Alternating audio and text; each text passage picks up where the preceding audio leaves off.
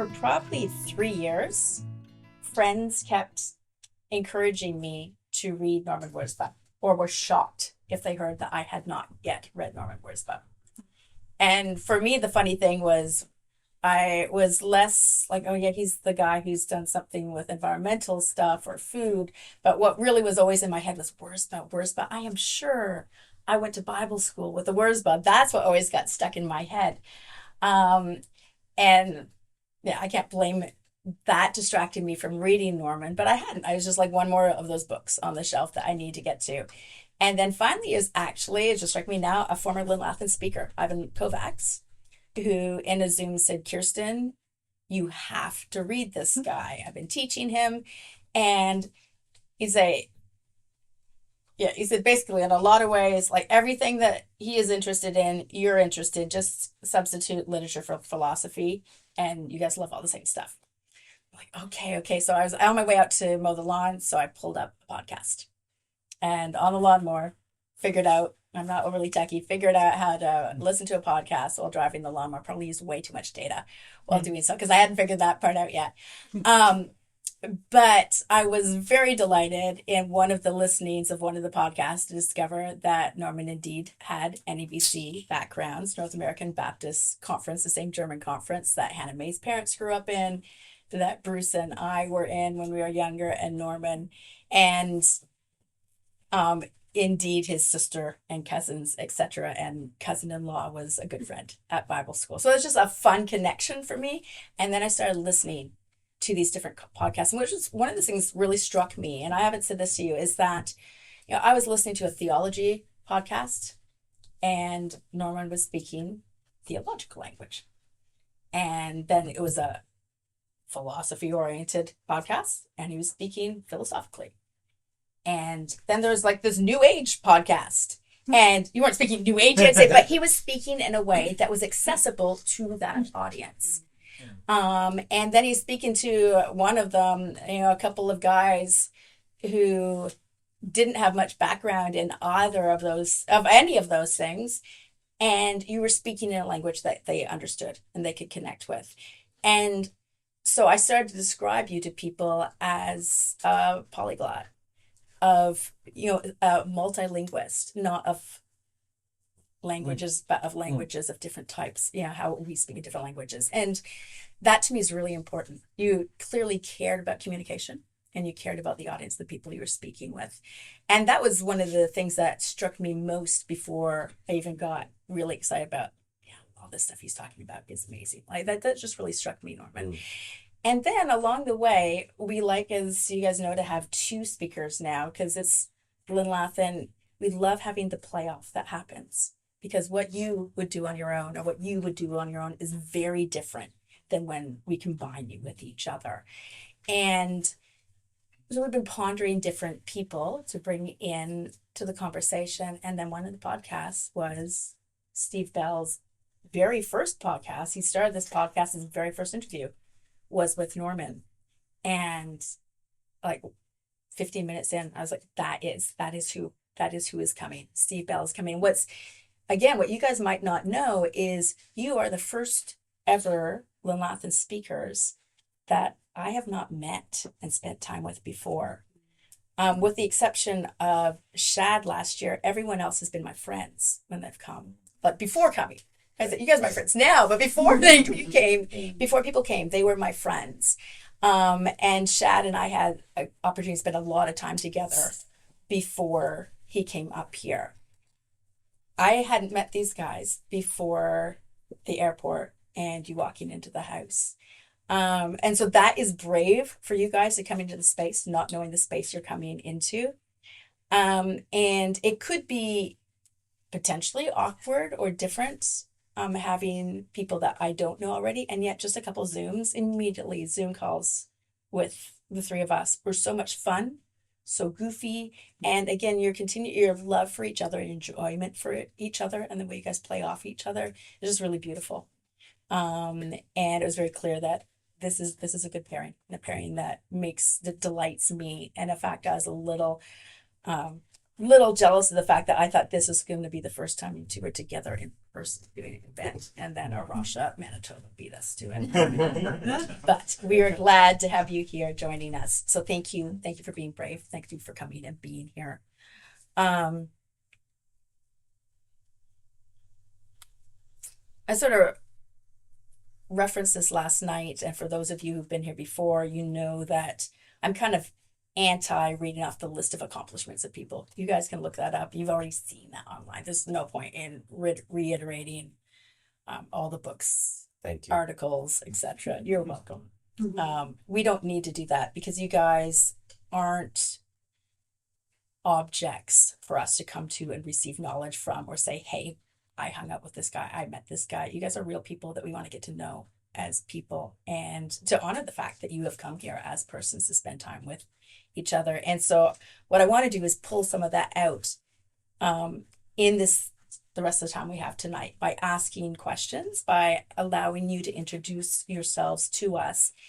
And that does deeply inform and shape what we hear from you for the rest of the weekend, how we hear it, and also how you engage with each other through the rest of through the rest of the weekend.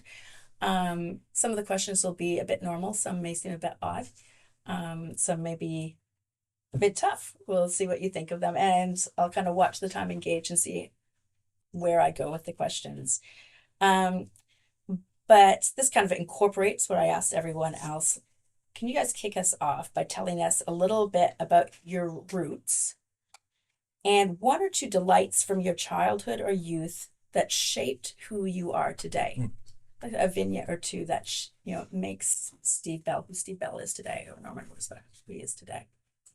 And I'll let you guys decide, fight over who goes first. Okay, I'm Steve Bell. I'm from I live in Winnipeg. Home for me, or the place I feel most grounded or whatever, is weirdly a prairie gravel road. Awesome. There's something about a hot day in a barren prairie and a gravel road that attracts me. I don't know. I grew up in that kind of environment. Yeah. And so, and I'm the kind of guy that thinks that mountains are a problem because they block the view.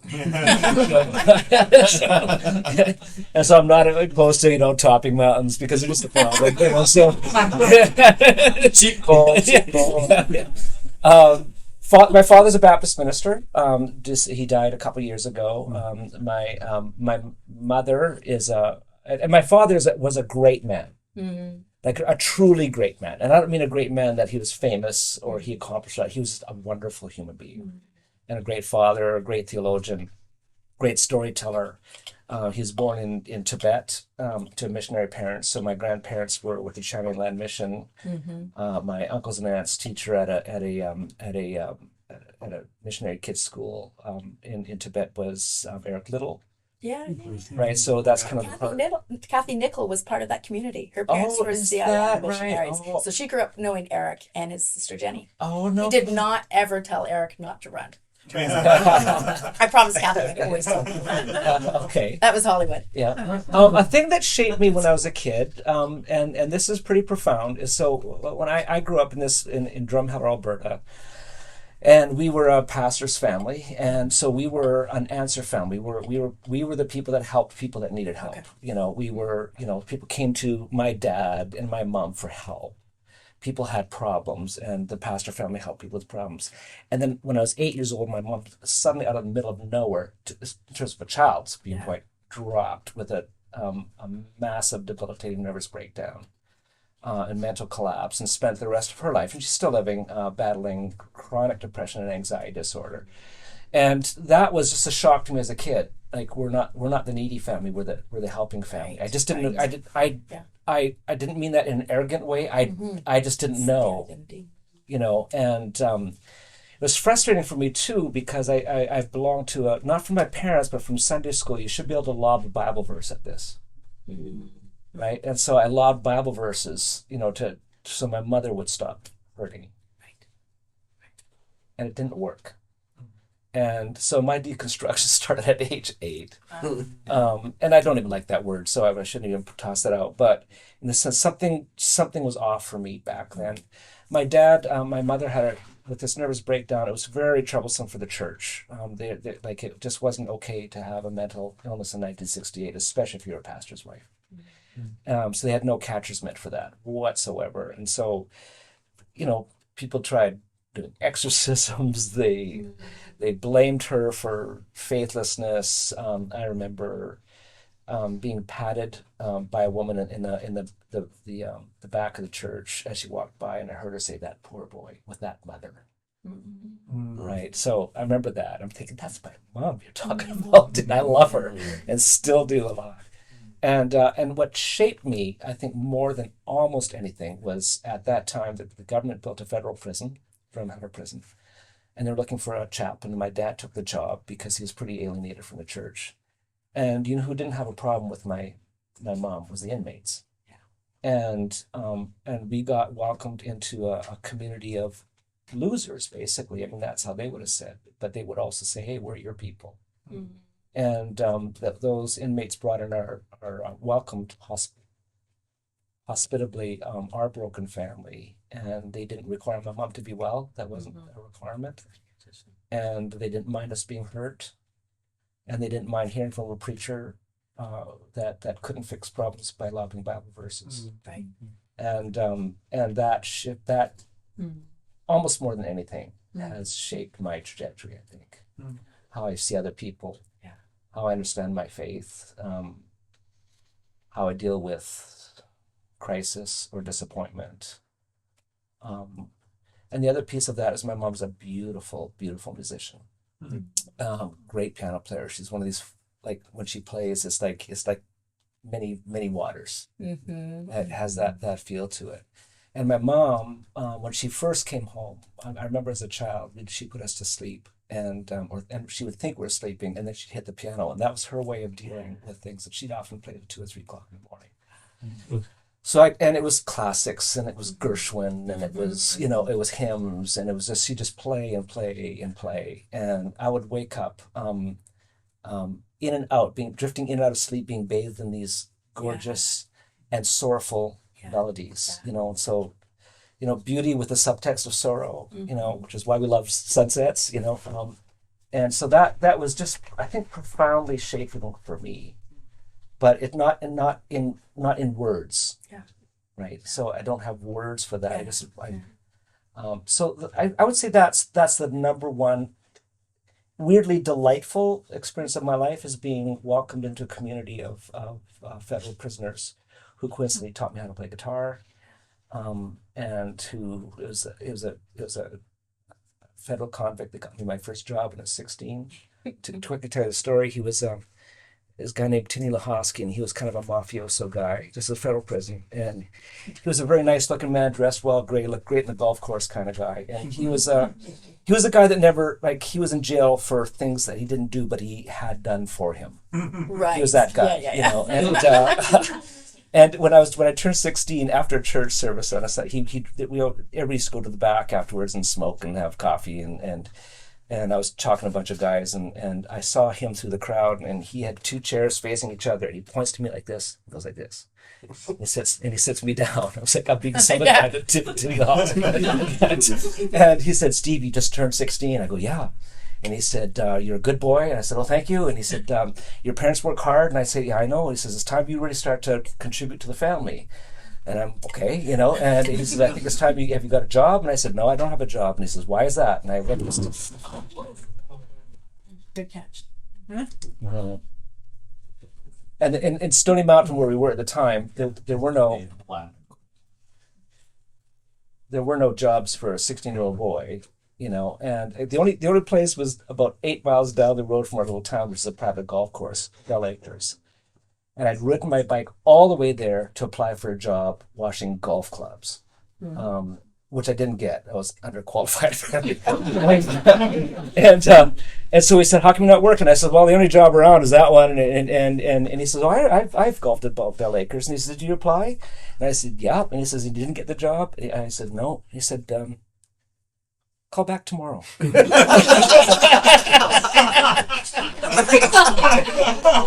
Praise the Lord, I got the job.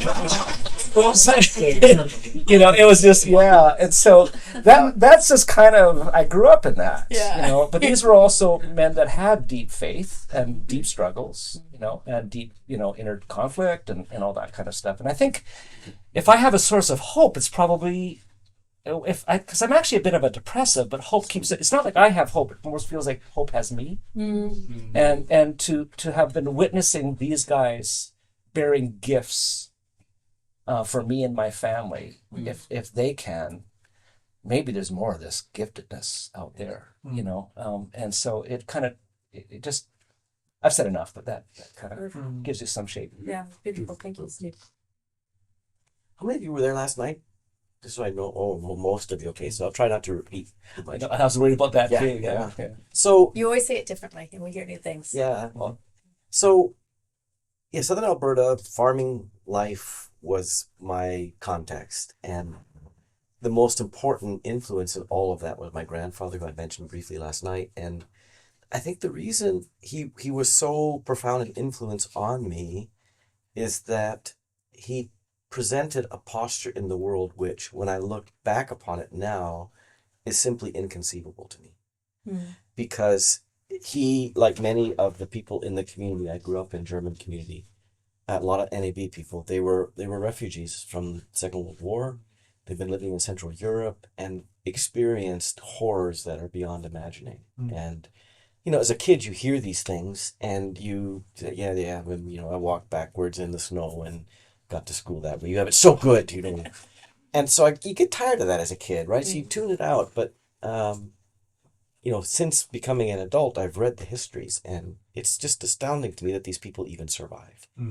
So that's background that's come to me later. But what it does now is it puts in relief the things that I experienced working with my grandfather that are constantly with me. And what eventually drew me to sort of Wendell's work, because I see a lot of Wendell and my grandfather now retrospectively. And to give you an example, I mentioned last night that what stood out for me so much was his tenderness in the world. Tenderness with the world of creatures, the world of soil, community members. When he had farmed himself, was not a very successful farmer because he had no ambition to be a big farmer. He just wanted to make the farm better, make it more beautiful, and take care of his family. That's what he wanted to do. And he had retired from his farm because he needed hip surgery, and hip surgery made him well enough that he could continue to work for a number of years. So he would come to our farm every day, no matter what time of year. And every morning I'd say, "Wie geht's, Opa? How's it going, Opa? Immer gut, manchmal besser," right? Which means in English, always good, sometimes better. And he meant it. And so this was the guy I wanted to hang out with every day. My dad would pull me to do other things, but it was Opa that I wanted to hang with. And just there's lots of little windows into his life and his sensibility that I could pick out. I told you the one about rake making yesterday, but the one that I talked about often because it's such a glaring example of his sense that he was in a world that was full of the love of God, right? When he worked, he just recited Psalms. He knew them all. It was amazing. And he had a 5th grade education, is all he had. So we had chickens, lots of them, because we butchered, 200, and a lot of aunts, uncles, they all had our chickens and meat and all this.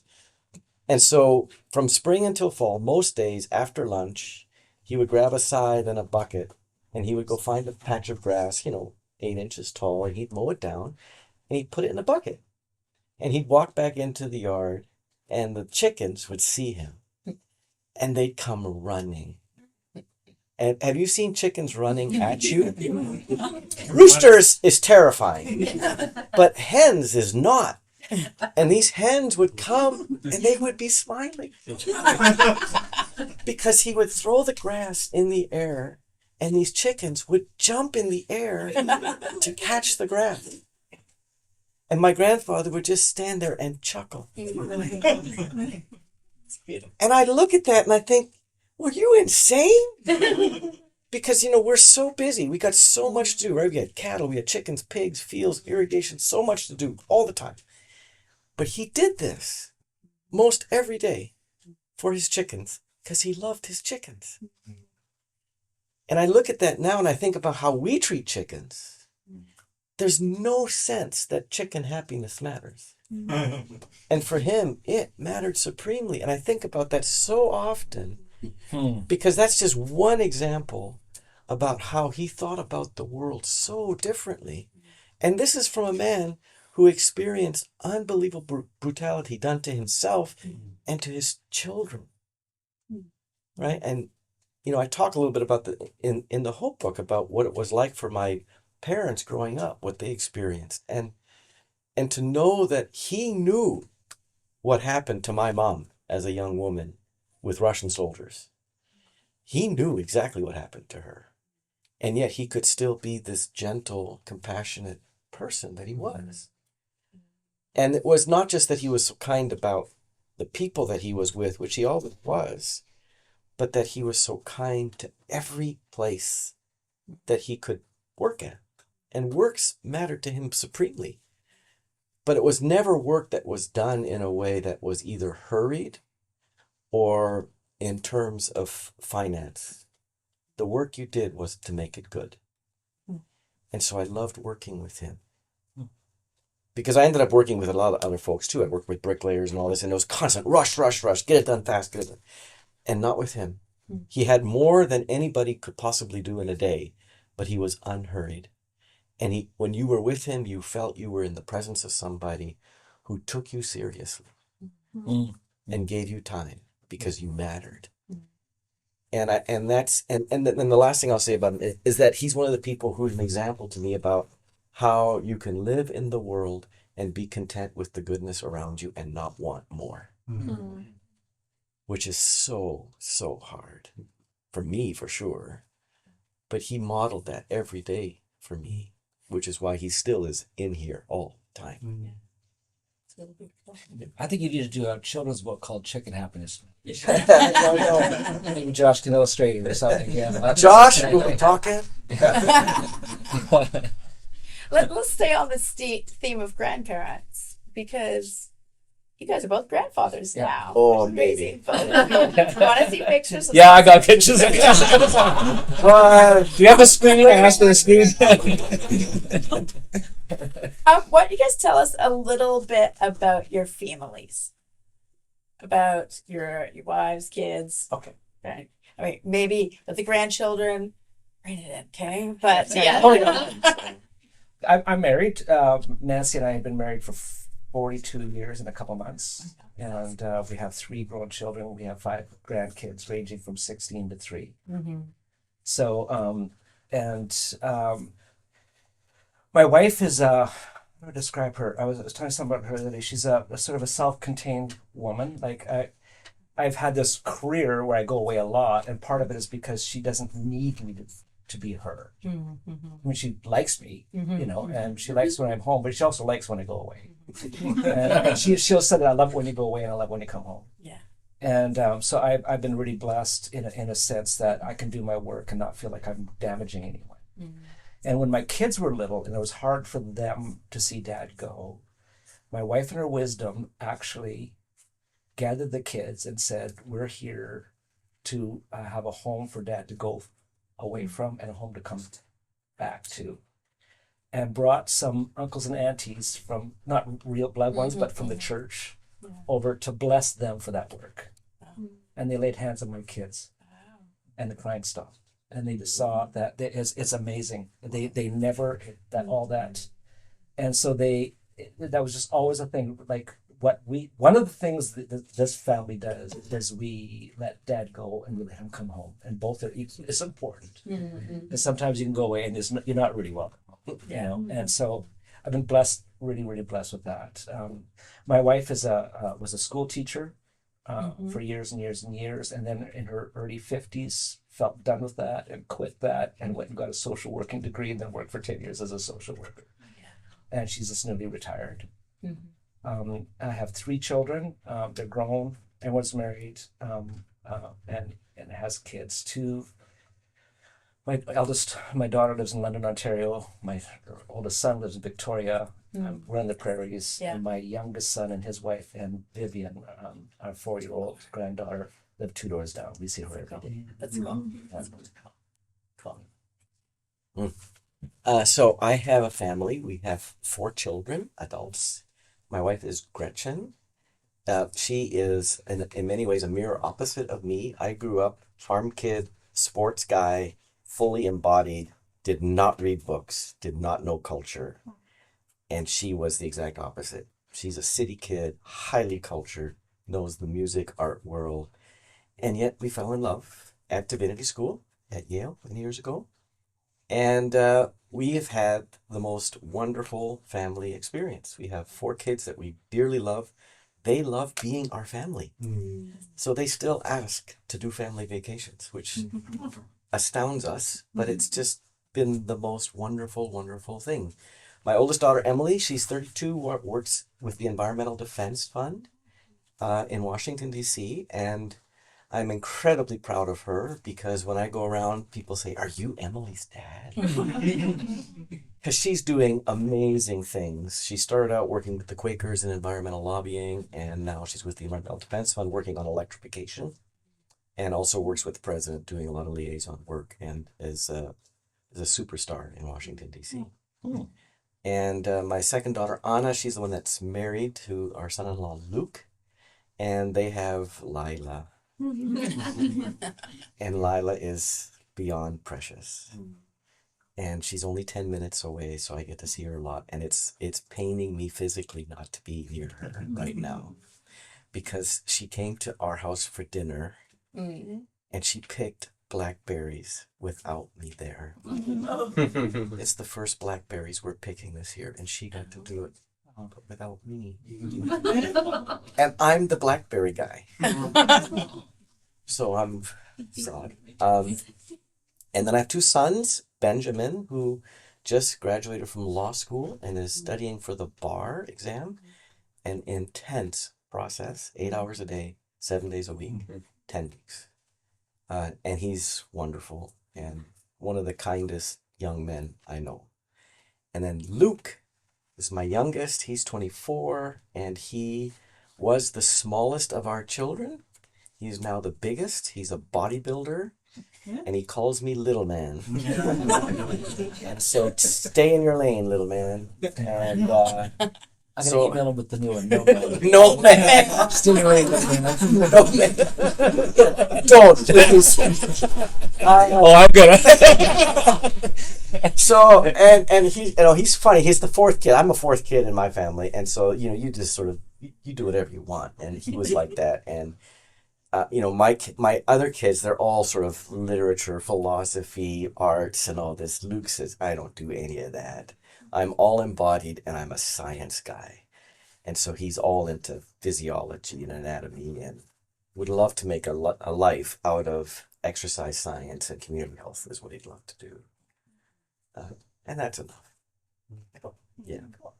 For those of you young people, like the grandparent thing is, I think about it a lot. And you always get, when you talk to grandparents, the joke is always, you get all the glory of the kids, but you don't have to change the diapers and stuff. But otherwise, it's kind of the same. It's not the same at all. It's an entirely different quality of love. It's not more, it's different. I think part of this is because you're different. If you, like when my kids were young, I was stressed about my future. My wife and I were figuring each other out. You haven't rested your ego to the ground. I think the difference now, which I think is so wonderful, is that I'm different. The difference is I can actually attend now to my kids because I don't care about the things that kept my attention back when my kids were young. So the difference is me, and it's worth, if you're into the kid thing, and not everybody has to be, but if you're into the kid, it's worth fighting your way in and not checking out too early. Because you get this second round where you're not in the way of the love that is natural. Well, and the thing for me that's so wonderful about Lila, it's obviously that I just adore this little girl, but she is so important in my head for how I think about what I need to do with my life. She's not totally, that's too strong, because I think a lot about my kids in the same way, but she has so helped me rethink about what's important. Mhm. And that is a huge gift. Because especially at a place like Duke, which is just super high octane competitive, you can lose your way really quickly. And she's helping me not do that. That relationship. Yeah. I mean, my kids do that too, and my wife is very good at that too. Calm it down, dude. So that's really great, right? But Lila is just so powerful. Just so powerful. Okay, I'm going to shift tack a little bit. Well, it's not. You see the obedience there? Yeah. We're both quite afraid of her. I'll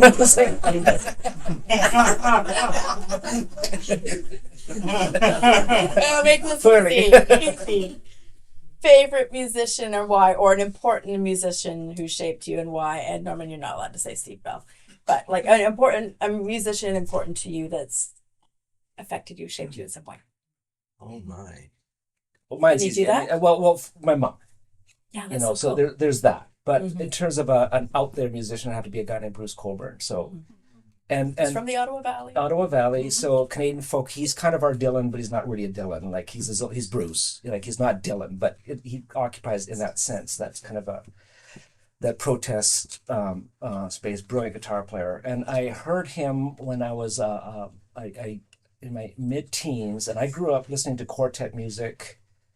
Gospel tunes, you know, we'd sneak, the radio on at night and listen to rock and roll. We weren't really supposed to. So I would, My Fair Lady, music soundtracks, that kind of stuff, and hymns, of course. And a friend of mine, I was trying to play guitar, and a friend of mine said, there's this guy named Bruce Coburn. He's quite a fingerstyle player, and you should listen to him. And boy, he put out an album called Circles in the Stream, which is live, just classic album now. Man, I didn't like it.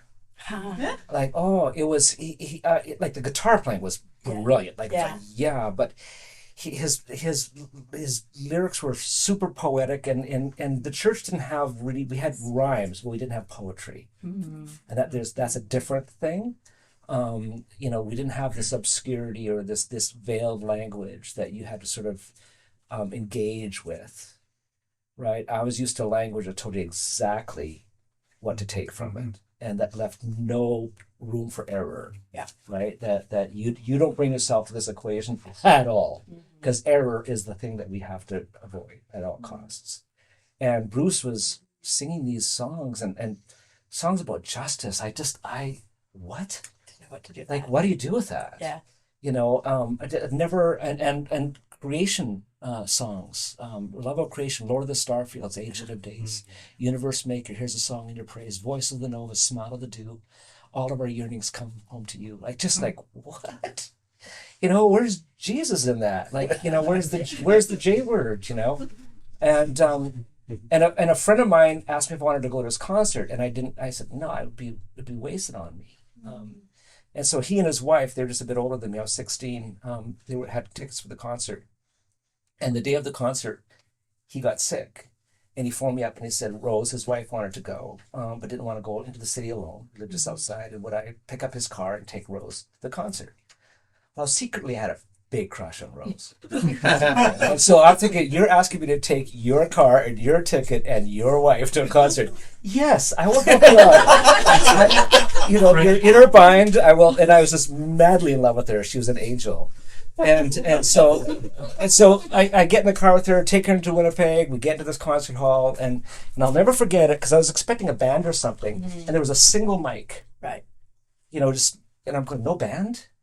I'm just immediately pissed off. Like, what kind of rip-off is this? But I'm with Rose, so I don't care. So I'm just in heaven. I'm talking to Rose, and then Stupid Bruce comes on, and he played the first song. No surprise, it's exactly what I was expecting. And it was about the third song in, a penny dropped, and my world exploded. Exploded. Why? And I just got it. I suddenly understood why poetry rather than just rhymes, or why you would use chords and melodies that rub, dissonance, there's no dissonance. The most dissonant group I'd ever listened to was the Carpenters. I mean, everything is melodious and happy. And I tend to go there. My music is not very dissonant. But all of a sudden I realized, there's another level of communication here. And there was beauty, but there was the rub, there was the tension, there was the anger, there was calling out injustice issues. And yet he was apparently Christian, but kind of lefty, and that didn't really make sense to me either. Mm-hmm. All I remember is that when I walked into that building, my world was this big, and when I walked out, it was this big. Mm-hmm. Wow. And so incredibly grateful to him for that for me, but it also opened my mind to the wonder and the power of art, what it can do, because I was not expecting it, and I was resistant. Yeah. So yeah. And so I've adored his music all from every stage. He's 78. He just put out his most recent album, and it might be his best. I can't wait to hear. I haven't heard that album It's yet. brilliant. It's called O Sun, O Moon. Okay.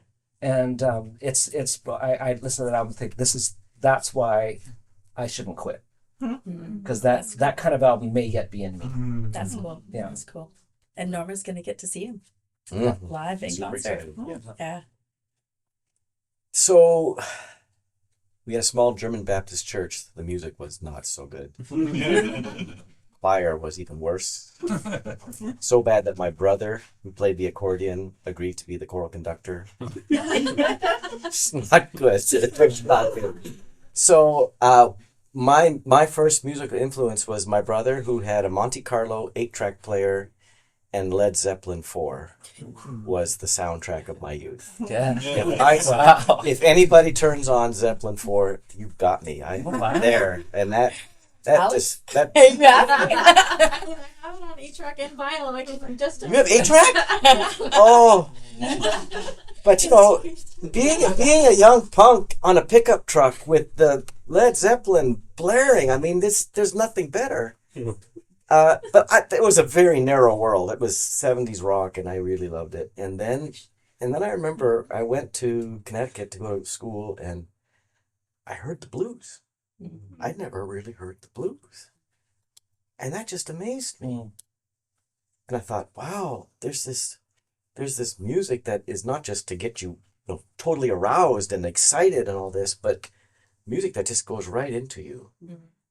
Very physical. Yeah, and that was a really new thing for me. And then, I mean, this is just to say I love so many kinds of music. My wife, she introduced me to so much amazing music with jazz and then really good choral music and classical music. And so I've had a lot of different kinds of music, but I think a particular artist that has been so meaningful to me is Tommy Emmanuel, who's a guitar player. And the reason he has been so meaningful to me is, first of all, he's just an incredible guitar player. But I've seen him perform multiple times now, and I've never seen a musician with so much joy as a result of his mastery of an instrument. I've never seen anybody who has such freedom and technical expertise coming together to produce what is utter joy. So that's really, and that to me is sort of a window into what I think life ought to be, this coming together of mastery and skill with joy and freedom and what that liberates into the world. So that's, but then the second thing I want to say is that without question, my mother-in-law, because she was a choral conductor in Chicago, and she had 2 choirs, a community renewal chorus and then a children's choir called All God's Children. And what I saw her do with the choir was simply incredible, because it was sponsored by a mission agency in Chicago, Urban Mission. And she took together 100 adults from all walks of life in Chicago, people who were this tall, this wide, every color under the rainbow, gay people, which was verboten, in her years. You do not, and she brought them together and loved them. And to be with people like this, and I sang under her for about 4 years, which was just incredible. She created a family out of people that you call losers. And they toured around the world because they sounded gorgeous. Because she had this gift of drawing people out of themselves and give them confidence to believe that they've got a voice that matters. And when she died and the funeral happened, to see the number of people who drove from Chicago to be at her funeral and testify to how without Harriet, they would have had no life. It's just gorgeous. Just gorgeous. And I think we need more people like Harriet who can use music to create whole people and heal relationships and be a family to each other. It was just amazing. Let's shift to what some people might call inanimate. Others would not. Favorite tree or an important tree. This has become a Linlathen question over the years. A tree that's important to you from your childhood, middle years, now. Well, that's easy for me. Yeah? Yeah, when we bought our house in North Carolina, Hillsboro, had a yard that, needed a lot of work. And I said, I'm going to plant an oak tree. And so went to the extension office and they gave me a twig. And I put the twig in the ground. And this is the most gorgeous oak tree you can imagine. It has grown into a monster. In just 16 years. In 16 years. Wow. It is a monster tree. And it has totally transformed the neighborhood. It's home to so many birds. And every day I go out there and I just look at this tree and I say, you were a stick. And now look at you, how marvelous you are. It's just, and climbing in that baby is so much fun. It's a marvel. That's very cool. Yeah. That's very cool. Steve? Oh, what age are you? Yeah, when I was a boy, around the time my mom had her collapse in our front yard, I didn't even know what kind of tree it was. We had the scrawniest, ugliest tree Yeah. you could possibly imagine, but I didn't know it was ugly. The neighbor said it was ugly. And so I remember the neighbor actually talked to my father about would he please cut it down, because it just bugged him that this tree was scrawny and ugly. And I've heard this conversation, and it was the first time I've heard anybody call something ugly, I think. And I looked at it and I didn't know it was ugly. It was the tree in the front yard, and I kind of liked it because it was small enough that I could climb it. Like I didn't need someone to get me to the first branch, and it was just strong enough that it wouldn't break, but not much more. But I remember my dad making a deal with the guy. My dad said, why don't I maybe pay more attention to it? Let's see if it can do a bit better. And I'll cut it down in a couple of years if we can. And my dad was not going to let that be a scary tree. And so he got books or whatever, and he figured out what that tree needed. Really? And the thing started to become like what we would call like a nice looking tree. And so it was saved. So I think I loved it because my dad saved it. I think I loved it because I didn't know it was ugly until someone told me it was ugly, and that told me something, that maybe there's reason, whatever. And then just also because its scrawniness was why I liked it. I could access it. It just wasn't too big for me, so. Yeah, that's very cool. Yeah. How about body of water? Stream, river. Red River, Winnipeg. Red River in Winnipeg. Yeah, I live near it. That's right. Yeah. So I've heard you tell a beautiful story during the pandemic on the river. Yeah, during the pandemic, I started going down to the river every day. And what was beautiful about it, and I've often walked by and have a favorite. There's an old decommissioned train bridge that's been sort of turned so nobody can access it. It's sort of, and the structure is crumbling and it's all rusty, but it's very nice. It's aesthetically it's weirdly pleasing, and it's a gathering place for geese, and geese come there, and geese are just always hilariously outraged at something, and so it's playful to be there. Yeah. And I just like going and sitting there. And then during COVID, I went down and right across the river, all you can sort of see is forest, but it's pretty shallow. Okay. It's maybe half a block and then it's city, and there's a highway and you can hear it. And on the backside, same thing. And so during COVID was when especially in that first month where just nobody went out, and the highways got quiet, and so this wasn't this hum. And I didn't know there was a noise floor hum until it wasn't there. And then the place became enchanted. it just became enchanted. And I sit there, and if you remember during COVID, for some of you, remember animals started showing up when we didn't see them? And I was sitting there this one day, and I'm worried, and I'm panicking, and I'm sad about COVID, and I'm sad about how people are responding. I'm sad at the ugliness that it's bringing out in people. People I knew and I loved, are saying things and acting just horribly to each other on both sides and all that. I was so disturbed by it. And I'm sitting and I'm weeping by the river. And out of the corner of my eye, I saw something. And I looked over, and there was a little coyote puppy. Wow. Maybe 8 inches high, like not like this little, just coming right down. And I guess the wind must have been going the other way. Didn't know I was there. I'm just sitting so still, and it just kept on coming, And of course, my first thought is like, where's your mom?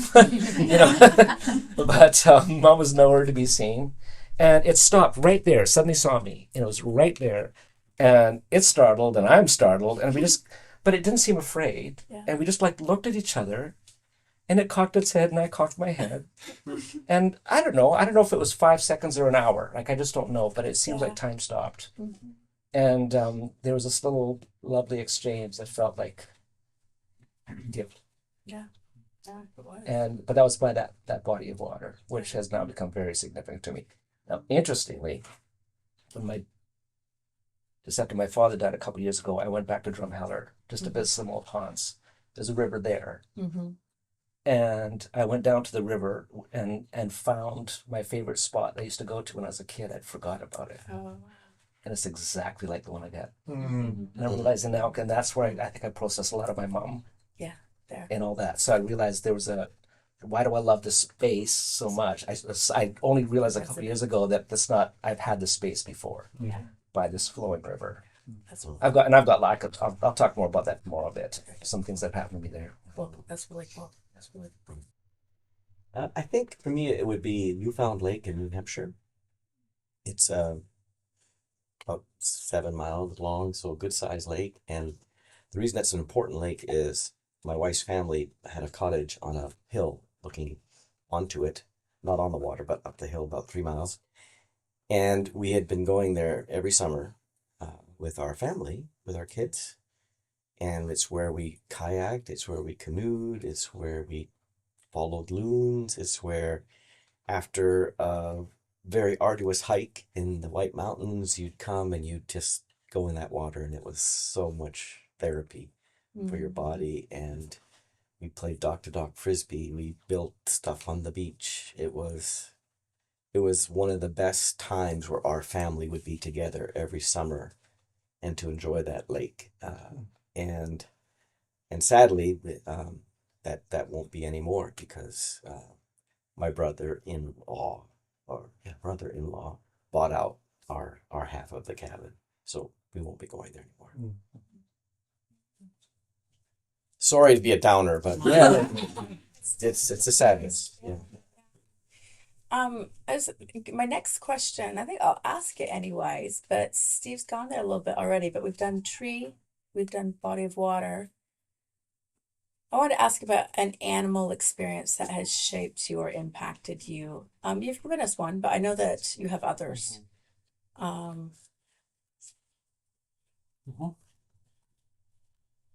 go. Go. I was 18, and I was touring with a band. It was a sort of a gospel evangelical band. We played high schools, and we do free concerts in the high school, and do all these secular songs so that kids would come out at night, and then we'd hit them with the gospel. And it was terrible. It was an awful band. It was the most humiliating music. It was the first time in my life I experienced music as strategy, as not having value on its own. It was only to sort of gather people in, render them defenseless, and then hit them with something else. And I remember, and I had never really thought about it before, but I was the lead singer. I joined this band because I thought it'd be great to be in this touring band, and I just found it humiliating and awful the whole time. And I was 17 because I had got out of school early, and it was in the fall, and we were touring somewhere in Saskatchewan. I forget why, and I was miserable. And we had to bill it. So you're always, and you're just exhausted because you're just always with people and always telling your story. And of course, you get back from the concert and they invited the whole youth group over, and like all that kind of stuff. So, You've just been rendered defenseless. yeah, rendered defenseless. But I remember, so I'm in this farm, and I was the only one from the band that was there. So I'm with these people I don't really know. And I woke up, and the next morning was my birthday. And this is before cell phones, so I can't phone anybody, or nobody can phone. It just, just for like, what a... And I woke up, and I was just depressed, and I hate my life. And the farmer came running into the room and said, "I need you right now." And he had a cow that was calving and was in distress and needed help pulling that thing out. And I had never seen it like this. I didn't know that was a thing. It's like, so he gets in there and he puts his hand up the back end and starts to attach a rope, and then he puts this thing, and then I have to start cranking, to winch this calf out. Best day of my freaking life. Like it's like, wow, like I actually pulled this calf out of this that would have died, out of this cow. And I just, the rest, and then you just watch it. I'd never seen a calf all slimy and unable to move for not long. Did you do mouth to mouth? I did. No.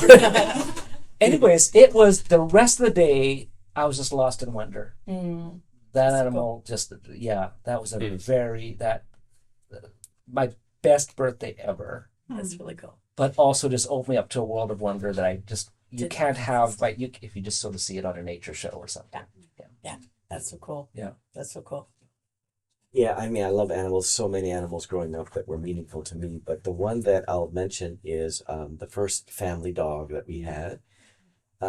We had 4 young children, not quite a year, 3, and then like 7 and 8. And our lives were insane. And our kids start saying, "Dad, we want a dog." And I said, "No, are you nuts? We can't have a dog. Our lives are out of control."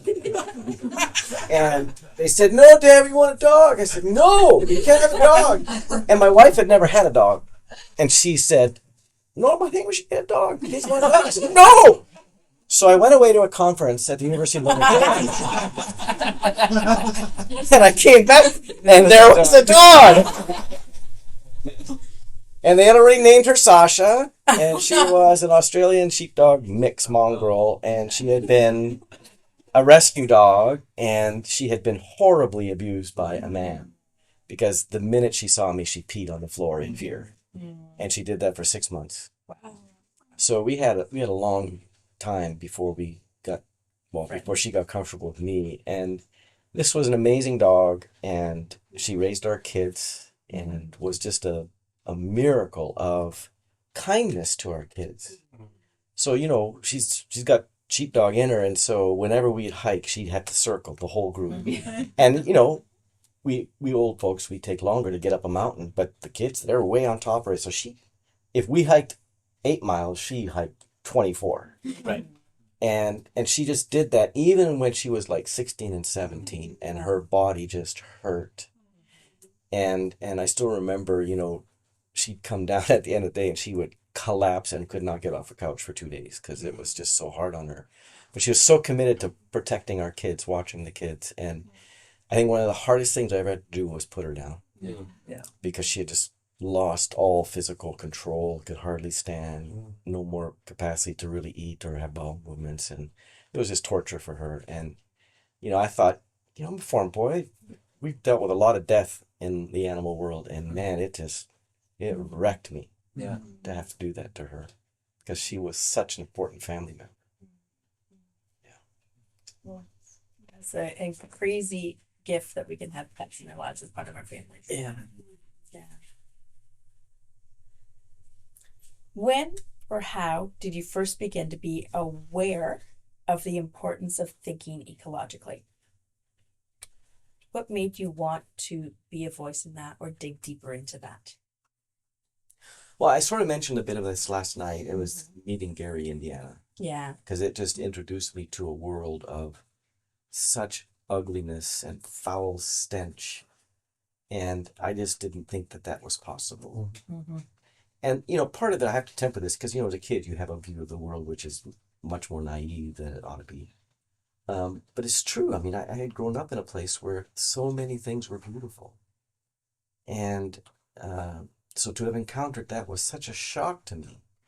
And it happened as I was on my way to Yale Divinity School. And so I came to Yale with that. I said, whoa, what's going on here? And nobody wanted to talk about it.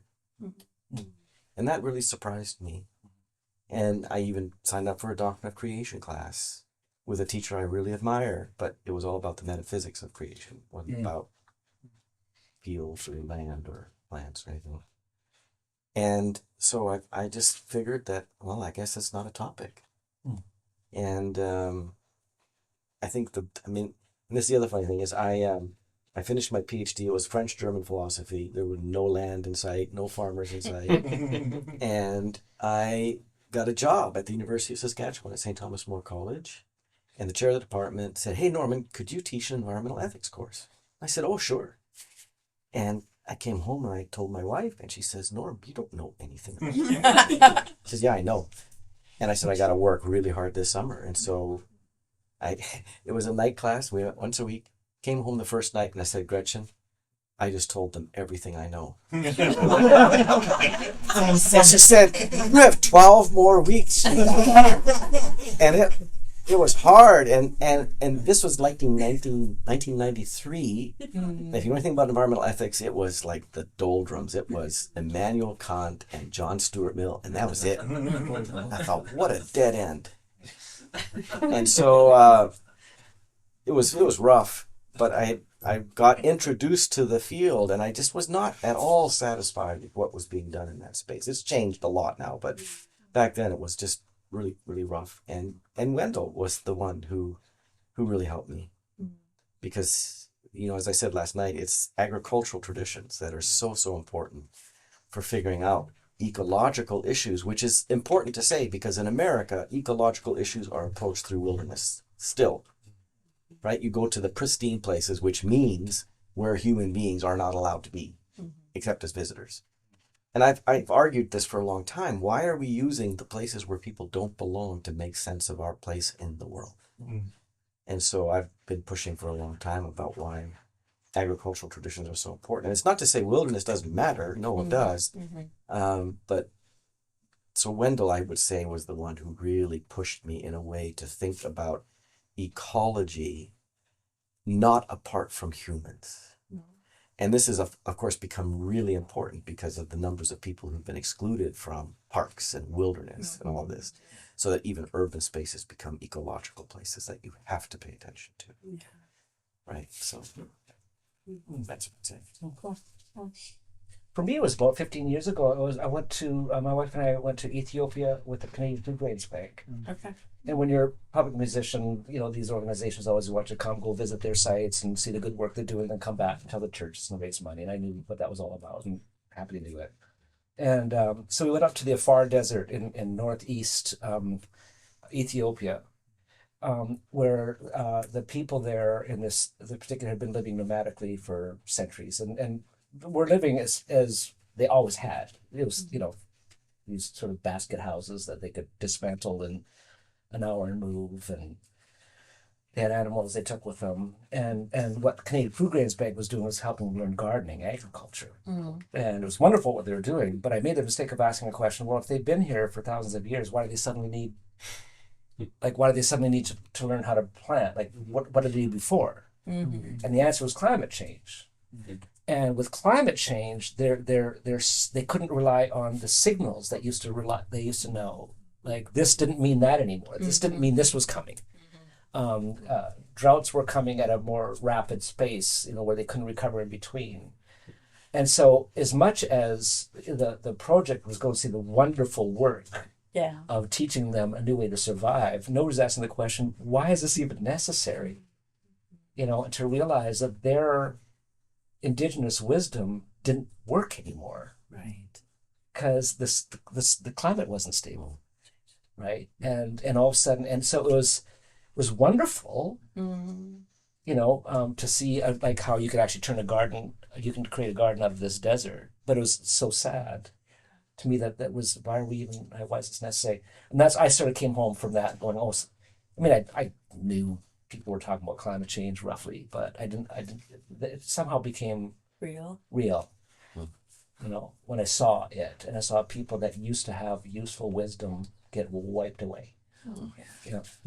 So how did that change your return? Or did that just take? Well, I at that point I couldn't no longer pay attention. Up to that point, it's sort of like, oh, this is going to be the thing. They'll figure it out. Right. I think I said was, they'll figure it out, before this gets to be a problem. Mm-hmm. And from then I think, well, it's not going to get to be a problem. It is a problem, and they haven't figured it out. Right. And lovely people and cultures are being wiped out because they don't work with this, and that's not their fault. Yeah. But it is somebody's fault. Yeah. And so I just sort of felt at that point I couldn't not start to learn about it, and which I'm still doing. You're going to find out that I'm no expert on any of this, but I am. You care about it. Engaged and care about it. Yeah. Well, why we let us wind up with the last question that I don't anticipate you guys will fully answer now, and you probably don't want to fully answer now. But an ecology of hope. How would you, just as we start to lean into thinking about discussions tomorrow, how would you define hope? And I know that's like a bigger thing you want to go into, but just for now, like hope, ecology, and ecology of hope, those two different words, how would you define those or set them up? And as we go away tonight thinking about this title, these words, what would you give us to take away with those two words? Yeah. I mean, if you take ecology courses, the thing that always emerges as one of the dominant words is interdependence, right?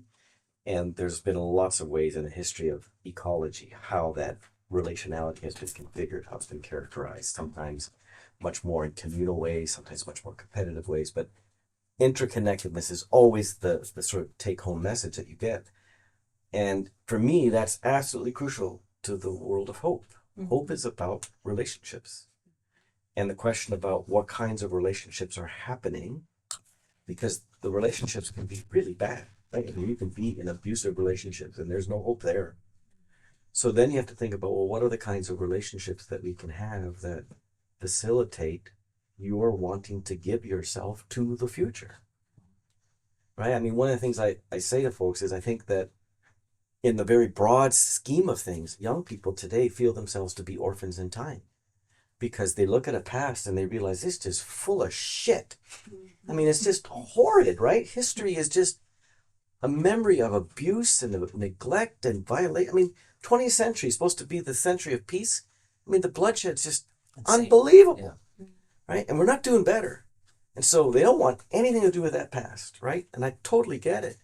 And then they learn about climate change and what future is there.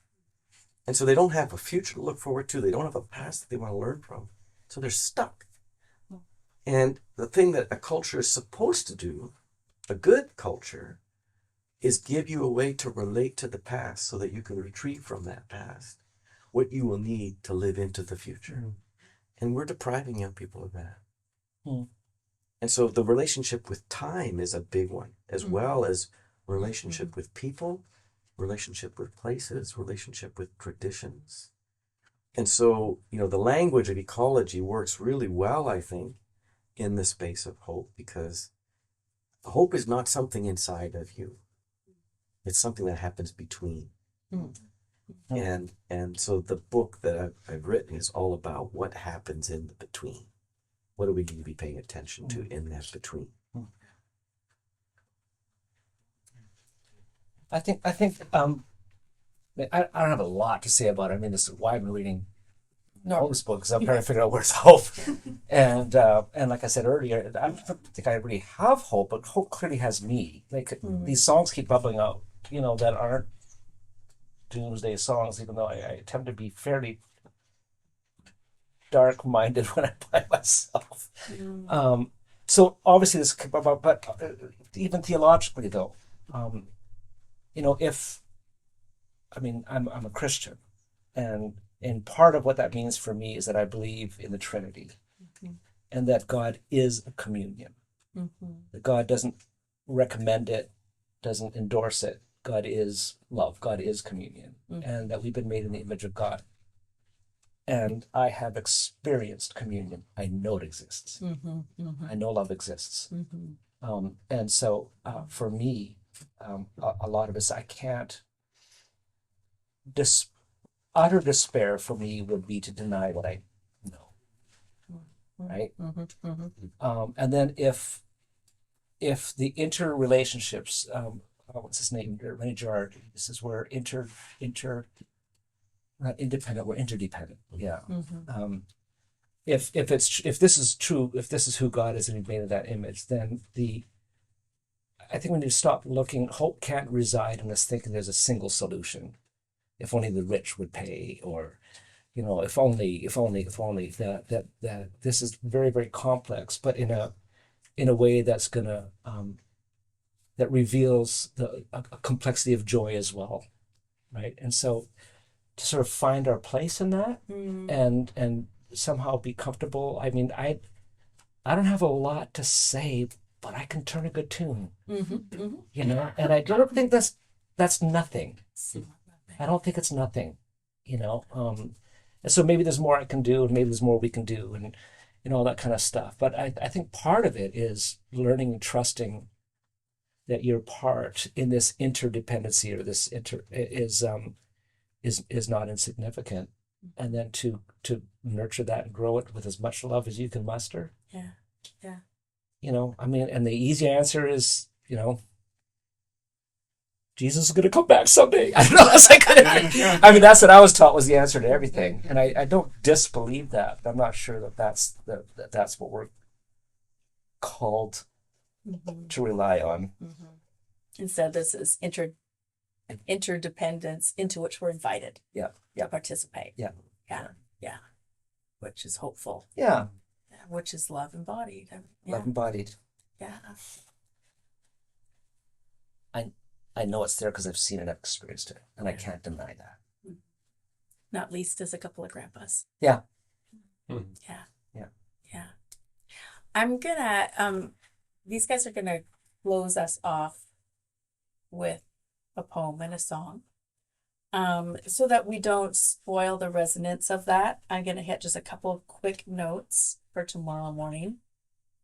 But before that, guys, thank you so much. Thank you for being brave and being willing to be open and sharing some of who you truly are, not just that of what you've thought or the songs that you played, but even more of who you are. So thank you so much for that, because that's a blessing, a big blessing. So thank you. Tomorrow morning, you're welcome to arrive anytime from 8:30 tomorrow on. There will be coffee and muffins available at that. The first session, we're going to be dependent on the weather as to how we're going to arrange tomorrow. So if it's pouring rain in the morning, then we'll have Norman first. If it looks like the rain is going to be heavier later, then we'll have the Arasha session with Luke first, and we're going to play that by ear. If it rains the whole time, I get 4 hours. With Luke, together. But because the first session might be outside, let's start, unless you're told otherwise when you arrive, please, we'll gather in the big room downstairs, the room right below us. Before we gather, whether before you arrive or when you arrive, if you guys could do spray yourselves with bug spray if you need and whatnot before then, it's going to be cool enough that bugs aren't going to be a big issue. It'll be more getting wet, I think. We'll have to enjoy the life-giving water instead. Remember to wear walking shoes, longer sleeves, and as a reminder to please extend your own hospitality to Luke as well as the speakers by trying to be here on time. This is even, whether we're starting up here or we're going outside, that is still a session. So don't be like what we've learned. So many academics are really bad at thinking outside time isn't as important as inside lecture time. So I'm hoping you guys know that's not true. And Luke, who's leading this session, as many of you probably already know, is the Canadian director of Arasha. He was the Ontario director when he first led Linlathen Arasha walk for us. And so it's awesome having him back again now as the Canadian director. And Arasha is an organization that's walked alongside and been a part of Linlathen from the beginning. And the relationship is an integral part of who we are. So we're really blessed to have them here. And if you're not familiar with Arasha, you will find out more about Arasha. Lindsay, Jeremy, is there anything I need to hit? Anything else I need to wave in front of people before we get to hear the poem and music? No? Okay.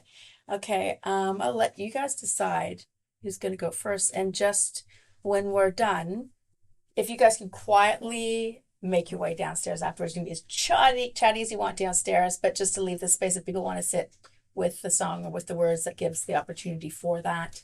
And whilst we say sound should go down at 10, after 10 is quiet time, that doesn't mean you have to leave. You're welcome to stay in the library. We'll just pull the curtain shut at that point in time so that the people upstairs sleeping aren't kept awake by your noise, but you're welcome to stay there and chat or chat in the big room downstairs. Okay, thank you. All right, so I'll do this first because I think you want to end with your song. Okay. So Kirstin asked if I would, bring a poem, and I wanted to bring my favorite Wendell Berry poem. It's a poem about heaven, and I thought it would be best for you to hear him say it, because if I recite it, I cry every time.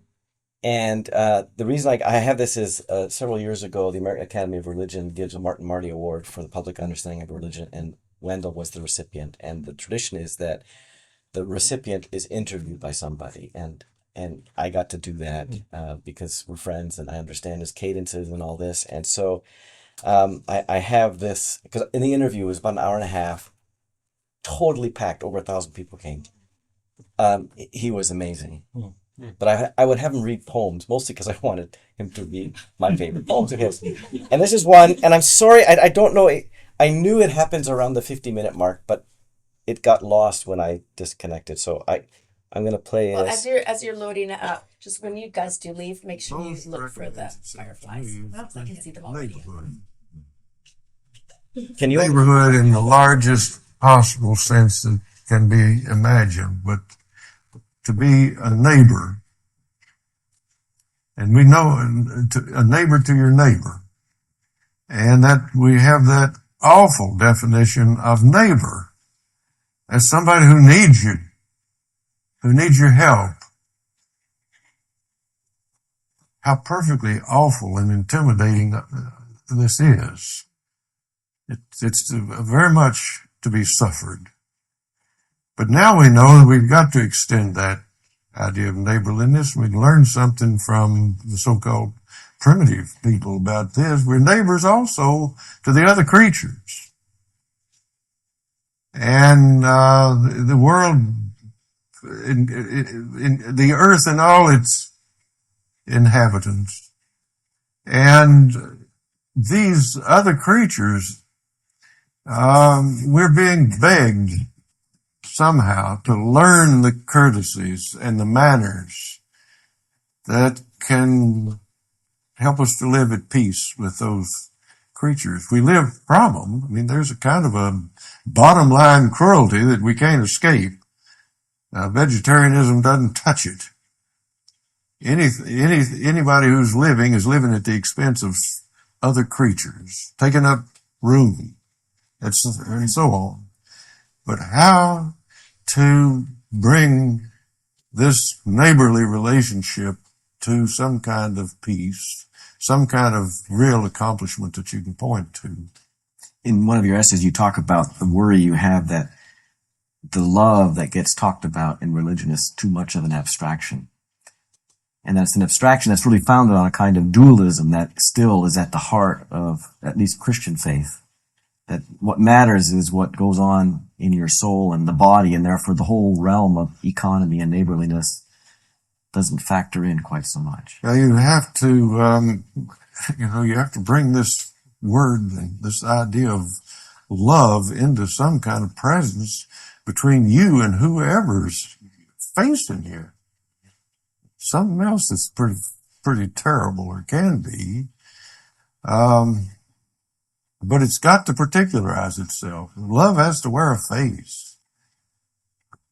Has to wear the face of a neighbor that you may not like at all. How terrible. In that case, you've got to resort to hypocrisy, We've got to get better at it. How to act like you love this person, whether you do or not. Well, I found an old poem I wrote not very long ago. It has a couplet in it. It says, I don't love everybody, damn it. A man must love within his limit. Okay, so with that, I'd like you to read another poem. This is a much more recent one, which is about your understanding of, partial understanding of heaven. Yeah. And again, I just wanted to hear you. I like the idea of heaven. I always wanted to go there if I could have some choice about my entertainment.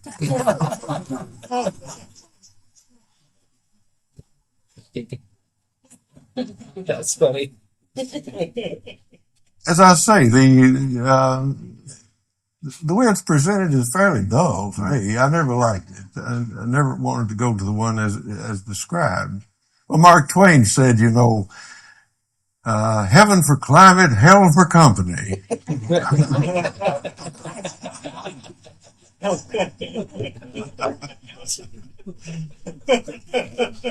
That's great. Yeah, this is a fairly recent poem, and it's full of my dilemma. These poems are not answers. This is from 2006. O saints, if I am even eligible for this prayer, though less than worthy of this dear desire, and if your prayers have influence in heaven, let my place there be lower than your own. I know how you longed, here where you lived as exiles, for the presence of the essential being and maker and knower of all things. But because of my unruliness, or some erring virtue in me, never rightly schooled, some error clear and dear, my life has not taught me your desire for flight, dismattered, pure and free. I long instead for the heaven of creatures, of seasons, of day and night. Heaven enough for me would be this world as I know it, but redeemed of our abuse of it and one another. It would be the heaven of knowing again. There is no marrying in heaven, and I submit. Even so, I would like to know my wife again, both of us young again, and I remembering always how I loved her when she was old. I would like to know my children again, all my family, all my dear ones, to see, to hear, to hold more carefully than before, to study them lingeringly as one studies old verses, committing them to heart forever. I would like to know again my friends, my old companions, men and women, horses and dogs, in all the ages of our lives, here, in this place that I have watched over all my life, in all its moods and seasons, never enough. I will be leaving how many beauties overlooked. A painful heaven this would be, for I would know by it how far I have fallen short. I have not paid enough attention. I have not been grateful enough. And yet this pain would be the measure of my love. In eternity's once and now, pain would place me surely in the heaven of my earthly love. Oh, Norman, I hope you don't do that to me again. What's that called? Is it called Heaven? Sabbath 6. Sabbath 6? Yeah. I'll just sing you a benediction from the Book of Common Prayer.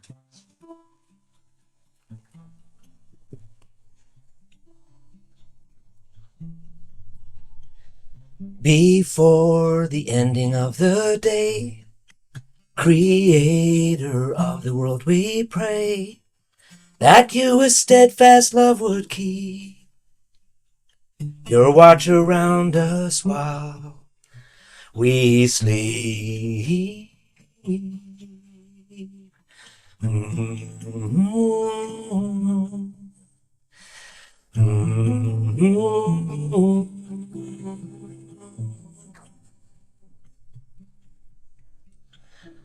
From evil dreams defend our sight, from fears and terrors of the night. Tread underfoot our deadly foe, that we no sinful thought may know.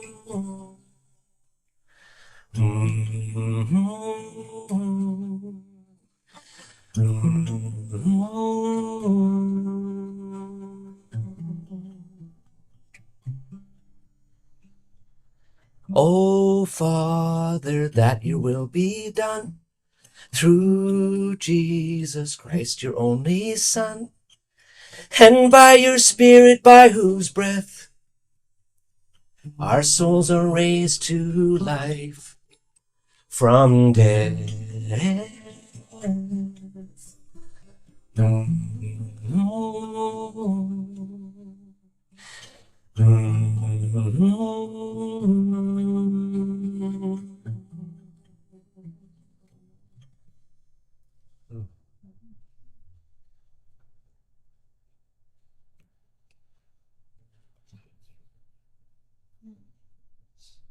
Amen. Amen.